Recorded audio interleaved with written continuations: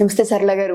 నమస్తే ఉషా. మాస్టర్బేషన్ ఈ మధ్య కాలంలో అందరిలో మనం చూస్తూ ఉంటాం. కొంతమంది పేరెంట్స్ పిల్లల్ని తీసుకొని వస్తూ ఉంటుంటారు, ఎక్కువసేపు గదుల్లో ఉంటూ ఉన్నారు, ఇది ఒక హ్యాబిట్ గా మారిపోయిందని చెప్తూ ఉంటుంటారు. ఆడపిల్లల్లో కనుక మనం దీన్ని చూస్తే సంతానోత్పత్తికి సంబంధించి ఏమైనా అంటే ఇబ్బందులు వచ్చే అవకాశం ఉంటుంది అంటారా? చాలా సెన్సిటివ్ టాపిక్ ఇది.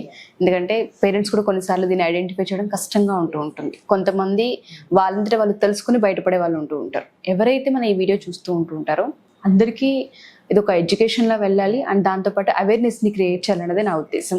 సో గర్భానికి సంబంధించి ప్రెగ్నెన్సీ లైఫ్ ఉంటుంది, దానికి సంబంధించి ఎటువంటి ఇంపాక్ట్ ఉండే అవకాశం ఉంటుంది అంటారు? ఫస్ట్ మాస్టర్బేషన్ ఈ రోజులలో అంటే మనకి సోషల్ మీడియా అయ్యాక young girls, college going girls వీళ్ళందరికీ కూడా ఈజీగా మనకి మాస్టర్బేషన్ గురించి అప్పట్లో అయితే అంత అవగాహన లేకపోయేది. సో మాస్టర్బేషన్ ఆబ్వియస్లీ హెల్దీ అని చెప్పేసి దాన్ని అతిగా వాడేసి హెల్దీయే కదా, అదేం తప్పు కాదు. అప్పట్లో ఏంటంటే ఇదొక తప్పు, దాని గురించి మాట్లాడొద్దు అనే ఒక భావన ఉండేది ముందుగా. ఇప్పుడు అలాంటిది ఏం లేదు, అందరూ ఫ్రెండ్స్ కూడా మాట్లాడుకుంటారు మాస్టర్బేషన్ గురించి. కాలేజీలలో కూడా రాసి పెడతారు అనమాట, you don't masturbate here like that. అంటే అది ఒక సింపుల్ థింగ్ లాగా అందరూ అబ్బాయిలు, అది మంచి విషయమే. ఓకే, ఇప్పుడు ఒక అబ్బాయి వెళ్ళి అది సెక్సువల్ వనికి ఆలోచనలు ఎక్కువగా అయిపోయి వాడు ఎవరినో ఒక అమ్మాయిని చేసి life spoil, body life spoil, అమ్మాయి లైఫ్ స్పాయిల్ చేసేదానికన్నా కూడా మాస్టర్బేషన్ చేసుకోవడం వల్ల సొసైటీకి ఏ నష్టము లేదు, వాడు కూడా హెల్తీగా ఉంటాడు. అట్లా అని చెప్పి దానికి అడిక్ట్ అవ్వద్దు. మాస్టర్బేషన్కి అడిక్ట్ అయిపోవడం వల్ల దానివల్ల నష్టాలు కూడా ఉన్నాయి. సో లిమిట్గా ఉండాలి. అది ఎవరికీ నష్టం చేయొద్దు, తన బాడీకి కూడా నష్టం చేయొద్దు. అలా లిమిట్గా మాస్టర్బేషన్ అబ్బాయికైనా అమ్మాయికైనా మంచిదే. కాలేజ్ గోయింగ్ గర్ల్స్ ఉంటే వాళ్ళకి చాలా గోల్స్ ఉంటాయి, రీచ్ అవ్వాలి. ఈ మన హార్మోన్స్ లెవెల్స్ కూడా పెరుగుతూ ఉంటాయి.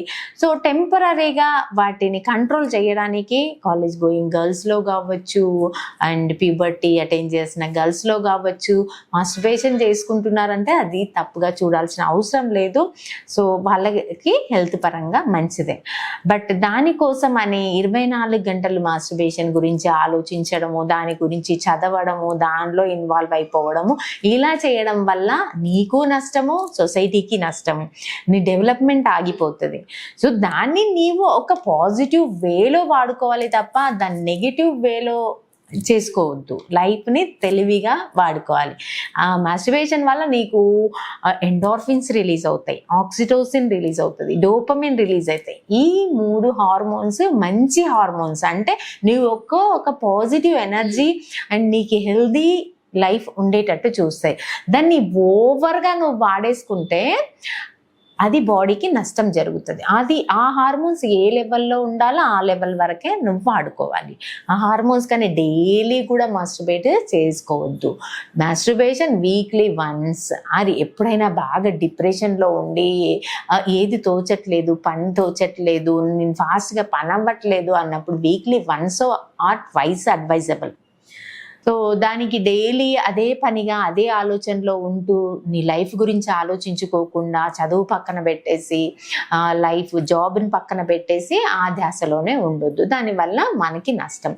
దాంతోపాటు ఇంటర్నల్గా కూడా హార్మోన్స్ మీద ఎఫెక్ట్ పడుతుంది అండ్ ఇంటర్నల్ ఆర్గాన్స్ మీద కూడా ఎఫెక్ట్ పడే ఛాన్సెస్ ఉంటాయి. అంటే పిఐడి, పెల్విక్ ఇన్ఫ్లమేటరీ డిసీజెస్ అంటాం. లేడీస్ లోపల ఇన్ఫెక్షన్ ఈజీగా వెళ్ళిపోవడం పైకి.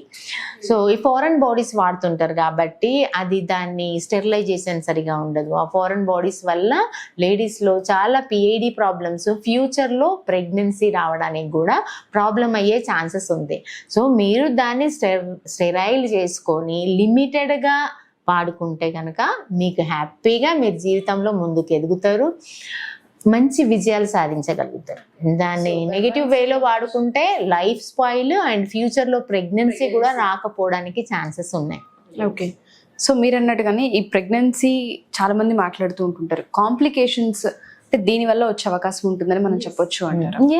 100% over usage of foreign bodies కావచ్చు, ఓవర్గా ఈ హార్మోన్స్ అన్నీ కూడా ఎండార్ఫిన్స్, ఆక్సిటోసిన్స్ అని ఓవర్గా రిలీజ్ అవ్వడం వల్ల ఓవరీస్ మీద ఎఫెక్ట్ పడుతుంది, ఎగ్ క్వాలిటీ మీద ఎఫెక్ట్ పడుతుంది. సో అబార్షన్స్ అయ్యే ఛాన్స్ ఉంటాయి, ప్రెగ్నెన్సీ నిలవకపోవడానికి ఛాన్సెస్ ఉంటాయి, బేబీ ఫామ్ అయినా కూడా ఒక్కొక్కసారి అనామలీస్ బేబీస్ రావడము, ఈ ఇన్ఫెక్షన్ల వల్ల టార్చ్ ఇన్ఫెక్షన్స్ అని, రుబెల్లా ఇన్ఫెక్షన్స్ అని, కొన్ని రకాల ఇన్ఫెక్షన్స్ వల్ల తెలివితేటలు సరిగా ఉండకపోవడం, కళ్ళు కనబడకపోవడం, చెవులు వినపడకపోవడం, ఇలాంటి కాంప్లికేషన్స్ కూడా పిల్లల్లో చూస్తాం.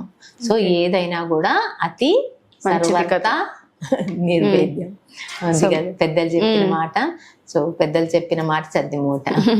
సో మీరు అన్నట్టుగానే చాలా మంది ఏంటంటే ఒక 5 minutes ప్లెజర్ కోసమో లేదు అంటే 5 minutes ఆనందాల కోసమో అడిక్ట్ అయిపోతూ ఉంటారు. ఈ అడిక్షన్ అనేది చాలా సందర్భాల్లో మంచిది కాదని చెప్పినప్పటికీ కూడా చాలా మందికి అర్థం కాదు. యాజ్ ఏ గైనకాలజిస్ట్ గా మీరు చాలా మంది కేసులు చూస్తూ ఉంటుంటారు, డీల్ చేస్తూ ఉంటుంటారు, కాబట్టి ఈ టాపిక్ నేను తీసుకున్నాను.